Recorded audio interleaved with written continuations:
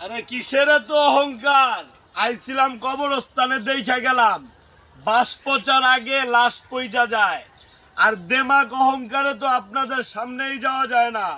আরে আপনি মারা যাওয়ার কিছুদিনের ভিতরেই আপনার এই শরীর ফাইটা, আপনার হাড্ডি মাংস সব আলাদা হয়ে যাবে, দুর্গন্ধ ছড়াবে, কিন্তু মাটিতে সেটাকে সহ্য করবে। আর এই দুনিয়ায় থাইকা কত অহংকার দেখাইতেছেন, কত বিলাসিতা করতেছেন, কত অস্থিরতার ভিতরে নিজে আছেন। কিভাবে উচ্চ লেভেলে উঠবেন, কিভাবে টাকা পয়সা কামাবেন, কিভাবে দিন দুনিয়া চালাবেন। আর এইগুলা কিন্তু কবরে যাবে না, কবরবাসী হইতে হবে আপনার। তাই কবরের সামান জোগাড় করতে হবে।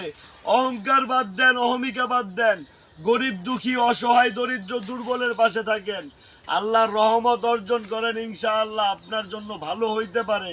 যদি অহংকার থাকে তাইলে বুঝবেন এই কবরবাসী একদিন